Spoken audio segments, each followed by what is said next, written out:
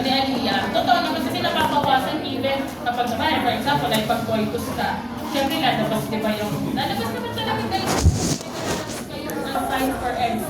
So, nababawasan yun. Yes. So, ibig sabihin, nung sinabi ko, simple rin, hindi naman sa, hindi ka makikipag-coitus. Pero make sure kasi, pag, alam mo na, tulad ko, matanda na ako. And kung hindi-waste ko lang sa ibang bagay yung ex ko, pwede pagdating ng panahon, may hirapan ako. Paano pag gusto ko na, may ganyan kasi, yung kunyari, gusto nyo na mag-bear na child, bakit hindi ka pinagkakalog? Kasi baka, ang hirap nang makabuo ng fertilized one. Kumbaga yung natitira sa system mo, unfertilized. Kasi nga sabi ko nga, lahat ng 200 million natin, hindi yan perfect lahat. So, paano kung malas ka talaga, mga unfertilized pa, mga basag pa, totoo yung basag na itlog. So, kailangan, malalaman mo, na malalaman naman natin yan kasi sa dating pa ng panahon, ako hindi ko rin naman alam kung healthy ba ang mga eggs ko. Pero ayoko naman magpa-frost din. Hindi ko naman bukas mag-asawa na ko. Bukas agad! Next! So, alam nyo na yan. 3. Okay. Secondary layer. Kung meron sa inyong first layer, may secondary layer tayo. Tandaan na si Teka interna, Teka externa. Yung isa nagsesecrete ng estrogen, yung isa nagsesecrete ng stromal cell. Masalimuot na kasi yan. Hindi na kailangan yun, yung mga antrum-antrum. Innermost layer na yun. Tandaan lang si Teka interna, Teka externa. Sa genetics na yan, kung paano nabubuo yung mga oocytes. So, 23 tayo each ha, pero total, 46. So, kapag kulang ng chromosomes, sobra ng chromosomes, you will create what? Abnormal human being.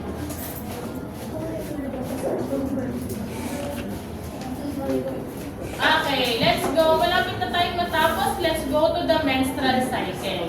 So, sabi ko nga, a series of events happen in female 26 to 30 days throughout the childbearing period of 36 years. Okay, the average cycle daw is 28 days. So, sabi ko nga, yung 28 days, kung regular ka, hindi ka irregular, kung nagkaroon ka ng December 8, automatic by January 8, meron ka na menstruation. Ma'am, delay na ba yung tawag or irregular na ba?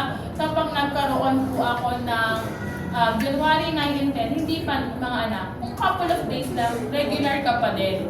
Pero kapag 1 week na, ibig sabihin, irregular ka na. Pero ako, for example, today is December 5. Pero, napaaga, pero regular pa rin yan. Ako naman ako regular ako. Nagkaroon ako November 10, 11. Tapos nagkaroon ako today. Thursday, kaya nakaupo ako. December 5. So, 5 days early ako. Diba? Pero kung 5 days early ako, hindi ako pwedeng sumunod. Kung meron akong karelasyon, hindi ako pwede sa calendar method. Bakit? Kasi ang aga ko nagkakaroon. Too early. Pero regular ako Kasi 11 ako, 10 ako nagkaroon last month. November. Pero December 5 pa lang meron na ako yun. Still regular. Pasok sa regular. Basta hindi lang magpas ng 1 week para matawag nyo irregular. Mahirap maging irreg ha. For irregular girls, here kung meron, you correct your hormones. Paano yung correct? You correct your hormones. Mahirap mag-convince kapag irregular. You correct your hormones, you drink foods or fruits na nakakapag-correct ng hormones. Kasi mahirap pag hindi kayo regular. Okay. Boys, makinig dito kung may partners na mga babae para naiintindihan bakit naiirita, nagiging dinosaur yung jowa kapag meron. Okay. So, by the convention of the days of the cycle numbers, meron tayong 3 phase ng menstrual cycle. The menstrual phase, the proliferative phase, and the secretory phase. Isa-isahin natin. Bakit kapag magkakaroon na, nagiging dragon na? Okay, menstrual phase, 4 days. Proliferative phase is about 10 days. And your secretory phase is about 14 days. Isa-isahin natin yan. Pag sinabi niyong menstrual phase, when the ovum is not fertilized, the corpus luteum starts to degenerate. So, ibig sabihin na ng menstrual phase, boys and girls, literal na ito yung moments na nagbibig si babae. Ibig sabihin, unfertilized yung ovum, so ilalabas lang. Okay? So, yung corpus luteum yung sabi ko sa inyo, kung naalala yung skin, yung unang layer yung nag-shed, meron din tayo nun on our uterine wall. So, yun lang yung malalaglag kasama yung ovum, magiging menstruation. Okay? So, pag sinabing menstrual phase, literal, ito yung nagme-mens kayo, yung period na nagme-mens kayo. Pag sinabi nyo naman pong proliferative phase, about ilang days yun? 10 days kanina. These are newly secreted FSH that helps ovarian follicle to mature and produce estrogen. This phase ends when ovulation occurs and estrogen production decline. Pag sinabi nyo proliferative phase, ito po yung phase kung saan magkakaroon pa lang kayo. Ma'am, ano yung magkakaroon pa lang kayo? Sumasakit na yung puson kasi kumakapal na yung endometrial lining ulit. Kaya nga about 10 days, yung boobs sumasakit na rin. Naiirita na rin. Proliferative phase. Yan ay nakalagay yun. The newly formed sa notes, the newly formed endometrium is thick and has an high numbers. Di ba kaya tayo pag magkakaroon, alam mo na, magkakaroon na ako kasi ang sakit na ng puson ko. Ang bigat na ng pakiramdam, ang bigat na rin ng boobs. That's proliferative phase. Magkakaroon pala. Okay? Next one is your secretory phase. Immediately after ovulation, ovarian follicle develop. So, ito naman po secretory phase. Ito yung phase kung saan proliferative ang mauuna, di ba? Ibig sabihin, alam mo nang magkakaroon ka.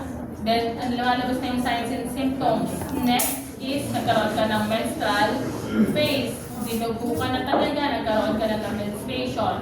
After 28 days, ito yung after 14 days, secretory phase na. Ibig sabihin, i-prepare na po ulit ng inyong uterus yung pagsisimula ulit ng cycle. Ibig sabihin, doon na ulit mag-generate yung ovum. So, automatic, kung yung ovum nyo ay fertilized, hindi ka na magkakaroon ng menstruation. Yung secretory phase ay nandun pa din, pero mawawala dahil wala kayong ilalaglag na dugo. Kasi naging cycle.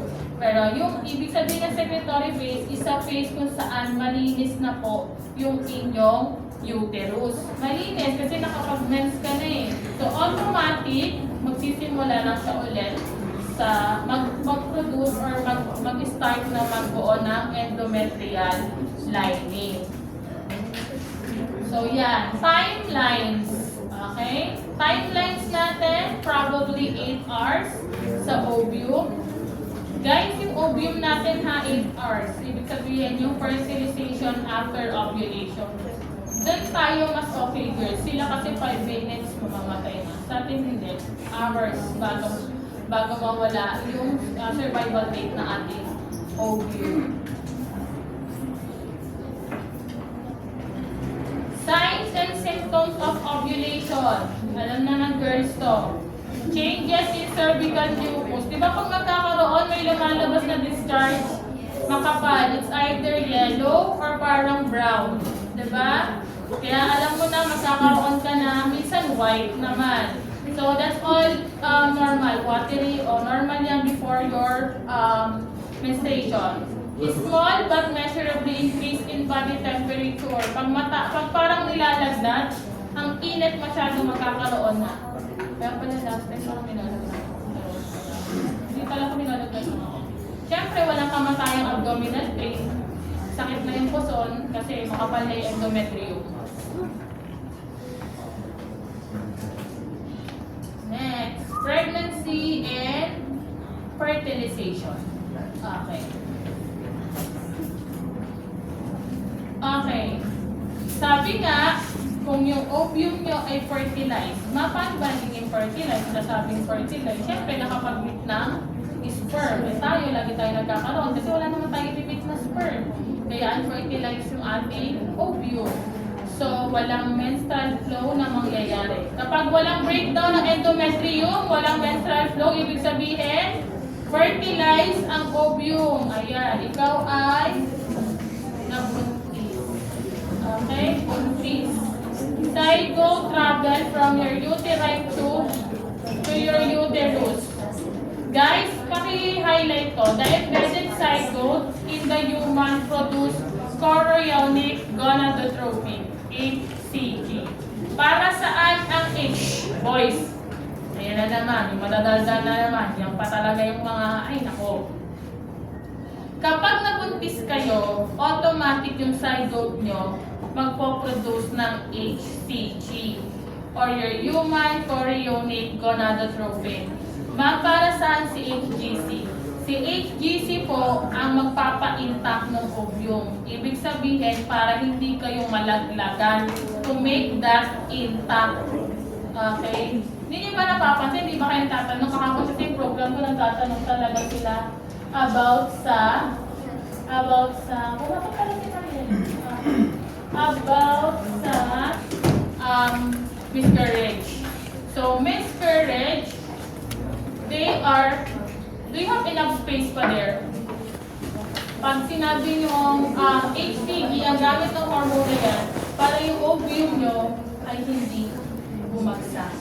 Kasi, bakit hindi bumagsak? Kasi di ba guys, kaya mabilis bumagsak kapag buntis kayo. Di ba sabi ko kanina sa menstruation, pagka hindi fertilized, doon kumakapal yung endometrial lining. Ibig sabihin, yun yung magiging, yun kasi yung lalabas. Eh, pag buntis kayo guys, walang kakapal na endometrial lining. Yes.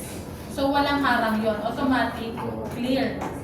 So, to make it intact, para, di ba sinasabi, para ano yung kapit, mapampakapit, that's your HCG. There are people na konti mag-produce ng HCG. That's why, nalalagnagan, nami-discourage. Kaya nga pag buntis, kailangan ng bed rest. Lalo na yung first trimester. Kasi nga, tandaan nyo, hindi katulad ng may endometrial lining, kumbaga parang may pocket, nasa gilid, tsaka nasa baba, may hasalo. Eh pag buntis kayo, wala yon. Wala yun, di ba? Kasi walang endometrial lining na kakapal. Kasi may zygote ka eh. So automatic, HGC lang ang inaasahan mo. Kaya hindi ka dapat gets nyo na. Kasi yung HGC yung magpapa-intact doon sa corpus luteum. So yung meron na kasi kayo corpus luteum yung first layer. Eh hindi mag-shred yun kasi buntis ka eh. Diba? Hindi mag-shred yun. Diba sabi natin, mag-shred lang yun kapag for menstruation. So yun lang, doon lang nakakabit yung ovum nyo. Lalabas HGC para makapit. Eh kaya lang talagang, girls naman kahit naman hindi kayo talaga sensitive. Since pag pregnancy talaga mataas ang risk na mamulog talaga. Kaya nga, pag alam mong masailan ka, mag-bed rest ka. Kahit nga yung pag-upo, hindi yan pinapay maglakad. Hindi pwede kasi sa first trimester. Yung placenta kasi guys, on the 4th month pa siya mag-develop. Girls, listen. Kaya on the first trimester, sinasabi mag-ingat. Kasi wala kayong ibang mag-hold sa ovum ninyo, kundi yung HCG, yung gonadotropin, yan sinasabi ko, plus yung corpus luteum o yung unang layer ng skin sa uterus na hindi nag-shed dahil meron na kayong zygote. Ngayon, kaya pinapaingatan pag first trimester because the placental one, yung placenta, yung inunan, nagde-develop yan on the 4th month pa of pregnancy. Kaya yung first 3 months, kailangan ingatan kasi baka mamaya prone ka to miscarriage. Na, okay. So, after the placenta, ay nakalagay na pala, this hormone keeps the corpus luteum intact, secretes progesterone for the first 3 months of pregnancy. After that, the placenta will develop. After 4 months pa, on the 4th pregnancy ka, 4th month of pregnancy, lalabas yung placenta. Kaya nga sa first trimester, pinapakain ang mami ng first 3 months na masustansya.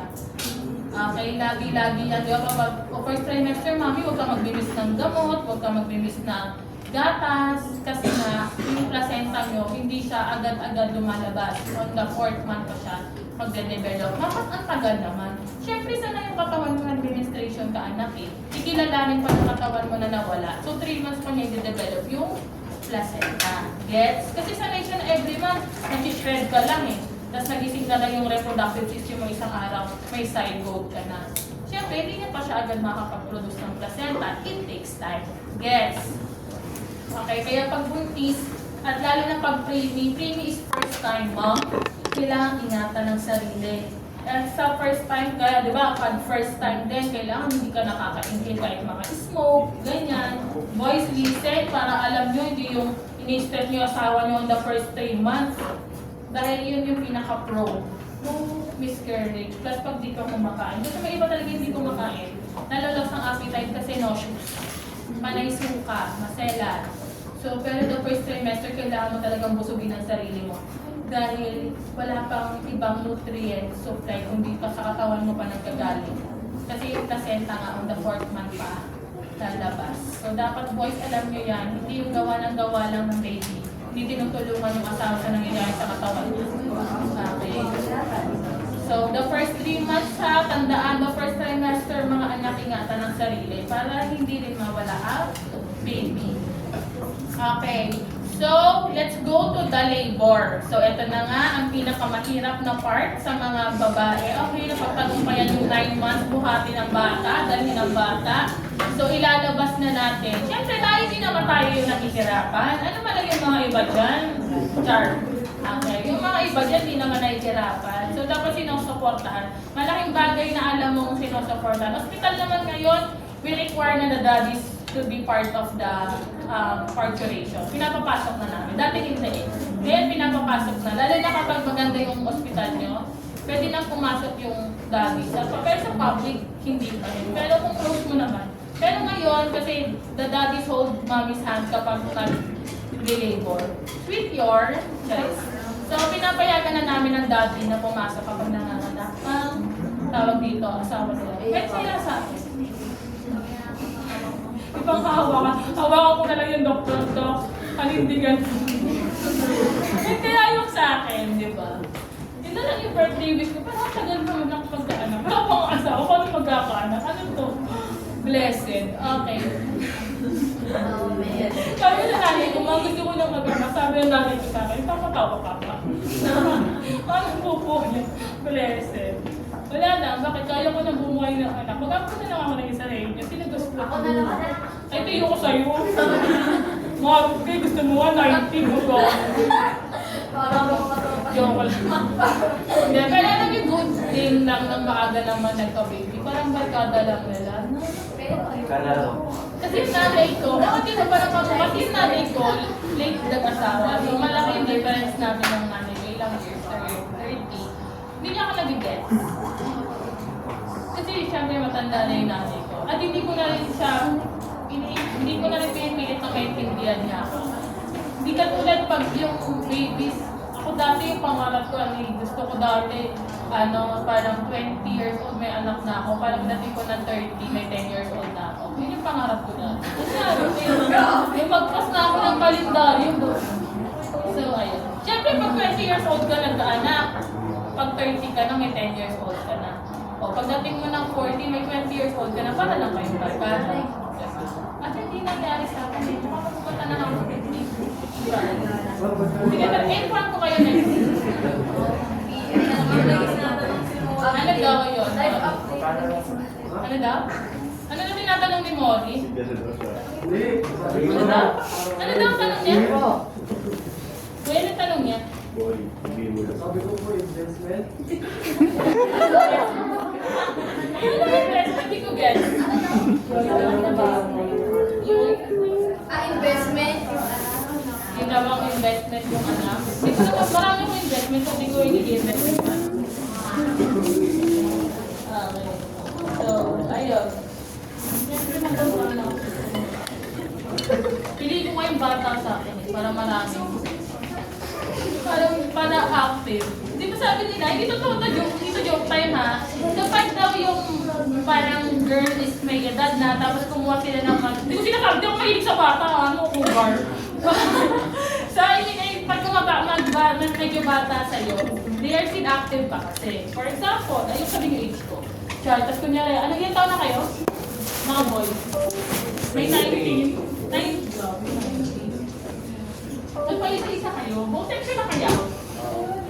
At si ano, unisection. Late po. So, for example, kayo na wala pa sa kalahati, wala pa 1/4 ng grade nyo sa akin. Ano yan?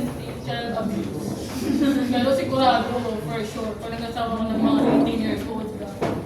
Kasi, nagpa-aaral ka. Kaya, mapaka ako kung mag-tuition.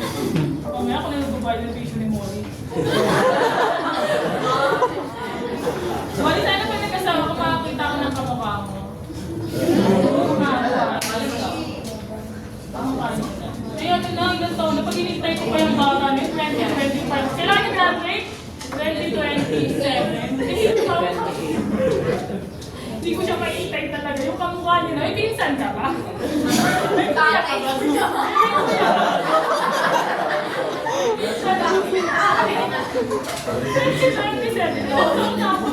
Baka di na ako nagigyan, ano.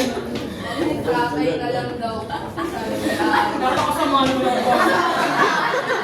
Nakakama mo na pumalis na pala.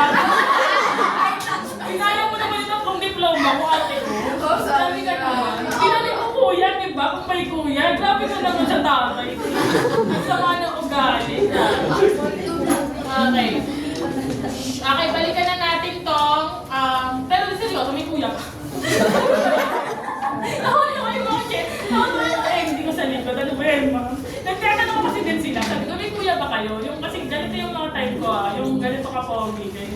Kasi nasabi nila, wala mo, may girlfriend na. Sabi, magaling dito. Soft kasi yung mukha ni Mori. Mahilig ako sa mga mukhang walang ano.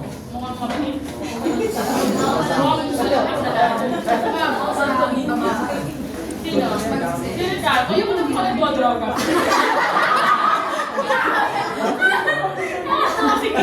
Wala yun siya. Nagsusunod. Oo, ayaw ko yung mukhang ano, yung mukhang nagsusunod. Gusto ko yung mukhang mabait. Gusto kasi hindi ako mukhang mabait. Eh, ako! Matita ako. Amo! Siya pa may on. Nalugi pa sa akin din. Hindi pa kita-facelift ko sa'yo. So yun naman sa akin. Mahilig ako sa mga inosente. Si Molly kasi po ang mga mabait. Si Barney ang kaya mo? Ayun. Grabe mo. Hindi ba hindi ko sa Fluffy, pero hindi ko gusto. Bagong Pero hindi ko gusto si Mark. Bagong joke na arma na. So, ayun ko ano, may pang sa'yo. Ayun ko nang naknawa. Pwede ko sa Fluffy. Okay lang, dalo. Gusto mo si Alan, tatay. Bali din dito. Chika ng mga dating natin yung love story ko. Ano ng mga natin?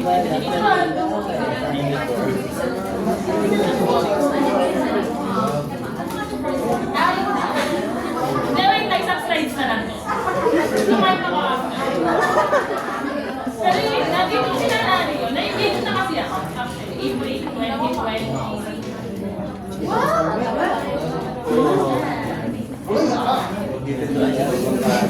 Tapos,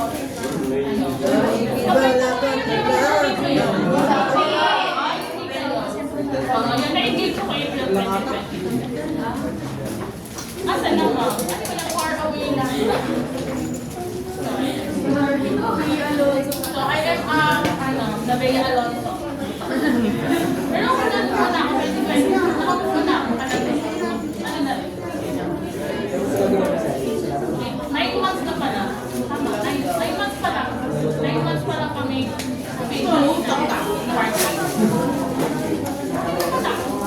Natanggap ko na.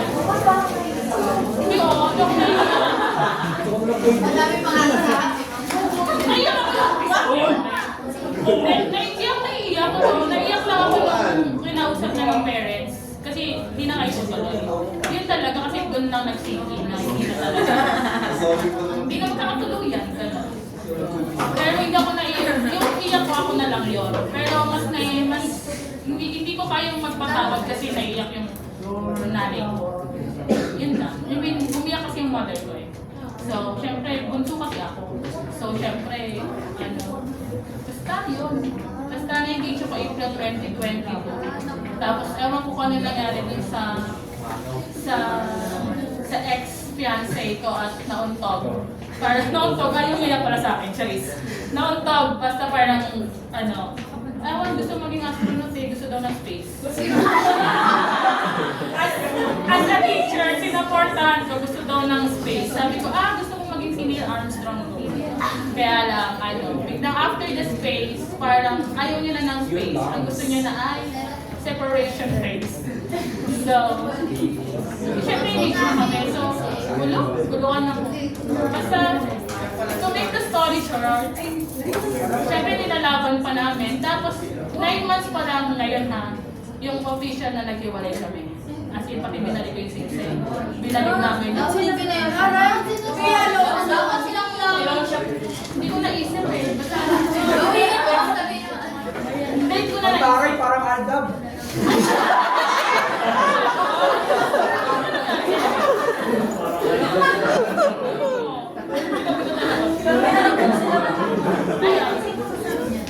Nine months pa lang. So, nung mga first semester ko, sa second semester, yun yung talagang pumapasok ako na broke. Ano talagang as in wasak ako. Pero di alam mo. Pero kasi lahat sa yung may alam na. Kasi kilala na nila yun. Kilala na nila yung fiancé. Kasi yung pakialam natin. Siyempre, ako papangasawa ko na yun. Siyempre mo mag-isip, di ba na, diba, mapapangasawa niya na may isip niya pang iiwalay yan. Pero yung guy ang kasi nakikita sa akin. Ako ay part ng mga iniwan ng walang fear na dahilan. Tapos sa inyo yung kaya kami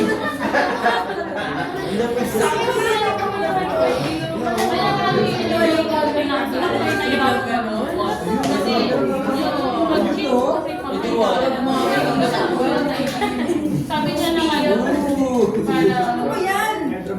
sabi pressure daw siya sa akin pero ang dami nangyayari sa buhay. Ay, diploma ka na yun. Nakilala na ako doon matagal kami. So, sabi ko ay, hindi ko lang na-realize. Talaga kasi Hindi na na-realize pero sure ako wala naman ako. Hindi na baka best. Pagka kayo pala ayoko na. Ano yun? Umiyak na yung nanay ko sa Bami Kampa. Paiyak mo na yung magulang ko eh. Basta sabi ko, yung faith sa akin okay lang. Pero pag nasama na yung parents ko, tsaka nagbabalik ka na ng pera sa bibili. May joint account kasi kami, kasi nga magpapakasal na, di ba? So, alam ng radtech ko yun, yung yan sinabi Angelino. Kasi nangyari yun sa school. Binalik niya yung nag-email yung BPI na may nagpa-vlog pa pala siya, tapos kinukwento. So, yung binalik niya sa akin yung money, wala naman lang ng entry. Nag-email kasi yung BPI na pinirmahan niya yung joint account namin. So, pwede ko lang kunin yung share ko. So, siyempre naiyak talaga ako yung nasa klase. Parang feeling ko wala pa ng sense of timing ba? Oo, napaka-inconsiderate na pumirma ka. Pero ako nang nagsabi noon, nung nag-iwalay na kami, sabi ko, pinirmahan niya na yung joint account para makuha niya na yung pera niya, makuha ko na rin yung pera ko. Ganyan. Kasi wala na din ako set na eh. Okay. Tapos sabi niya, kasi hindi niya ko nire-reply yan. Kasi parang din ako nag-exit. Kasi naging astronaut niya, diba? Gusto na space. Tapos, one time na lang, bigla niya pinirmahan. Tapos sa end ko, nag-email yung BPI. Eh, nagkaklase ako. So, naiyak ako. Hindi ko na napigilan. Kasi nung nag-email yung BPI, parang sampal na yun sa akin na totoo na to. Wala na akong mapapangasawa, ganyan. Kasi nga, pinalik niya na yung money namin for marriage. Tapos hindi ko pa yung nagastos agad. Kasi, syempre, yung unang denial pa tayo.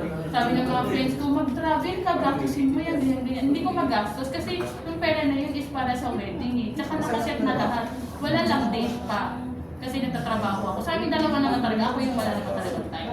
So, pero kumbaga, kasi dapat kakasal kami September last year, 2026. So, estudyante ko na sila noon.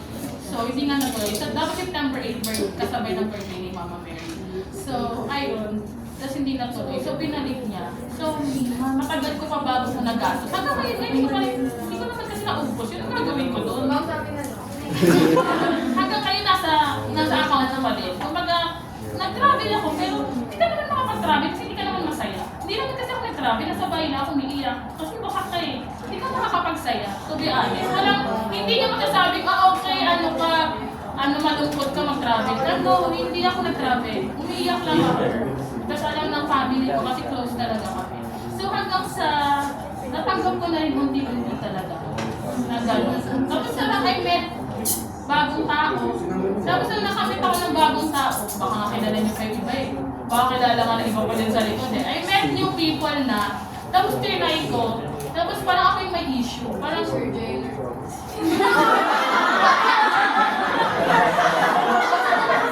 Kaya ko nung pilit natin wala. Mag-best friend kami ba? Alam naman niya. Alam niya, kilala niya rin yun. Ano ba yan? So, I met yung person na talaga. I tried tuminga. Tapos parang, ayun, meron akong taga dito din, may prop na nanligaw sa akin dito. Tapos, okay naman siya.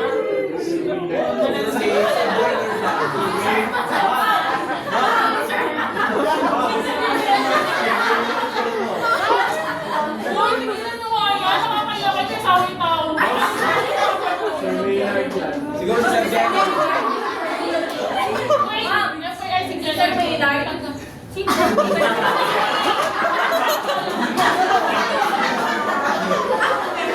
Sino-sino gano'n?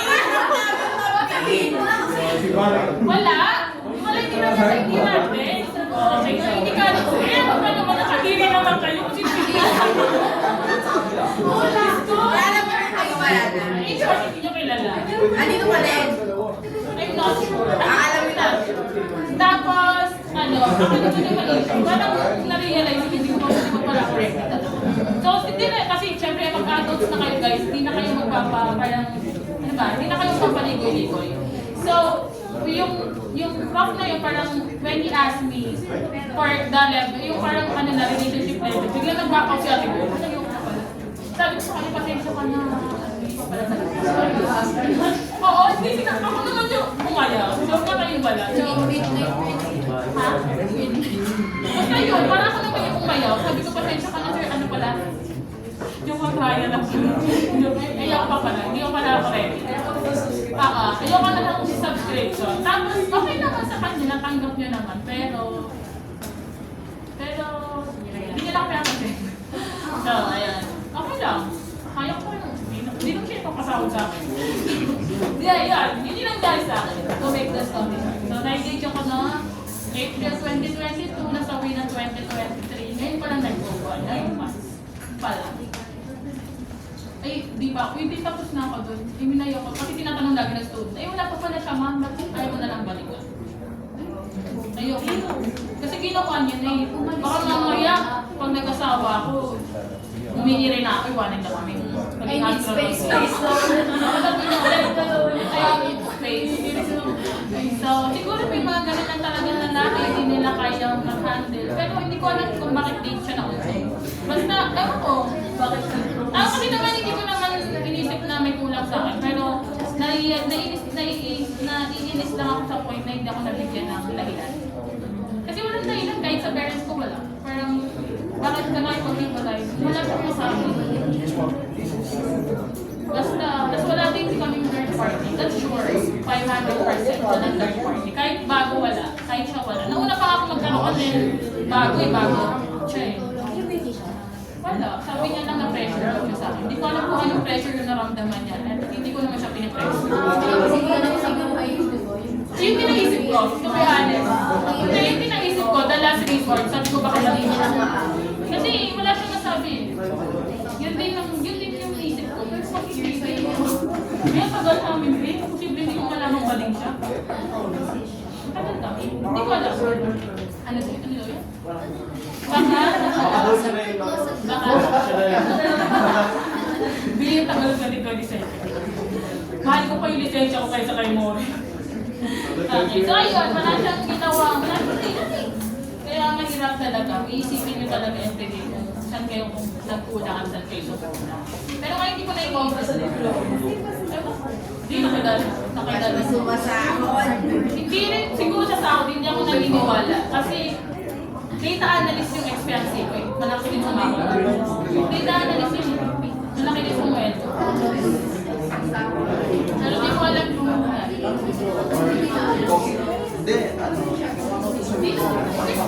ko kasi nung mga pressure. Hindi ko kagit. Pinapayos ko yung intindihin ko saan siya ng pressure. Kasi meron ko din naman siya binigyan ng pressure. Hindi ko naman sinabi na ito kasal gusto ko ha. Hindi ganun kasi may pera naman siya eh. From the very start, bilang ko lang ko nahirapan kasi may pera naman siya. May isa lang anak, isang anak lang kami. I mean, tapos siya lang related niya. I mean, well off naman siya. So, hindi ko think na na-pressure. Hindi ko alam kung saan siya na-pressure sa akin. Kasi ang binibay niya ako, walang na-pressure siya sa akin. Pero hindi ko alam kung paano pressure. Kasi hindi kami madalas nakikita. Sinatid niya ako everyday dito sa WCT pag may pasok. Kaya na yun ang mga estudyante. Sinakita rin. Sinatid ako, sinusunod. Pero hindi kami actually like kasama na hindi. Every Sunday na. Kasi nag-hospital ako. Kung ano yung ginagawa ko ngayon, hindi na ginagawa ko ng may boyfriend ako. Wala naman nagbago. Totoo! Puro trabaho lang din. Pero nakikita lang kami, very quick lang kasi hatid sundo lang, may tira. Hatid sundo, pero Sunday that's our time. Kasi talagang hindi ako nagtatrabaho ko Sunday. Kaya kung ano ginagawa ko ngayon, tsaka noon, ganun pa rin. Pero hindi ko talaga mag-extend siya ng pressure. Isipin nyo nga, kasi ako hindi ko maisip ko na siya ng pressure. Kasi dahilan niya na sa akin ng pressure. Isipin nyo bakit siya nag-pressure. One are the reasons why boys get pressure.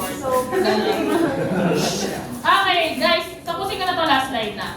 So, bago yung continuation, total nalaman niyo na yung love life ko.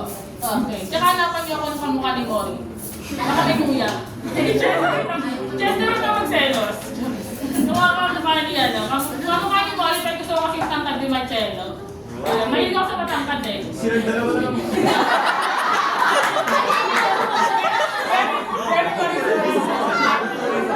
Mamara ko, pero wala lang. Mga nawalot ng mga bata. Hindi, mahilig ako sa matangkad, hindi po ako wala ko pa rin. Yung ex ko kasi, tawag dito, my life. Yung bago dun 6'1", hindi po ako mahilig sa mga. Gusto ko yung nakatingala ako, charm. Hindi, gusto ko matangkad. Ayun na. Hindi ako na. Ay, hindi pa sa inyo yun. Ayun, sabi ko na siya ng buong kwento. Nakita ko pa kayo. Papaya, okay, childbirth. We have 3 stages. Dilation, expansion, placenta. Sige, kukwento ko pagkatas na ito. Dilation. Wala akong pakita. Dilatation, expulsion, and placental. Guys, ito yung sa dilatation. May tinatawag tayong latent phase, tsaka active phase. Baka nagbibilisan ko na lang. Kasi naman, inanin nyo ako eh. Sinika nyo na naman ako, tsaka yung malitig eh. Okay, the cervix is 0.4 centimeters dilated na, hindi ibig sabihin.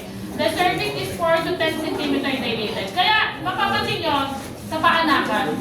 Aray na yung mami, di ba? Sobrang aray na. Pero sabihin pa rin, sisilipin, i-i-i. Tayo magdala ka muna. Pinapauwi pa rin, di ba? Di ba pinapauwi pa rin, pero yung mami umiiyak na, sobrang sakit na. It's because, guys, hindi po talaga lalabas yung bata kapag hindi dilated. Kaya iniisip lang kasi natin pag tayo yung nakakita, hala, umiiyak na yung mami, papauwiin pa. Diyo sabihin, umuwi ka muna, matagal pa yan, bukas pa yan. Totoo yun. Because if the cervix is not yet dilated, hindi talaga lalabas yung bata.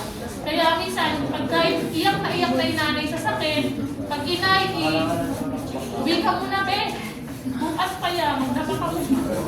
Totoo yun, kasi pag di pa dilated, hindi pa talaga magsisimula. So that's latent phase.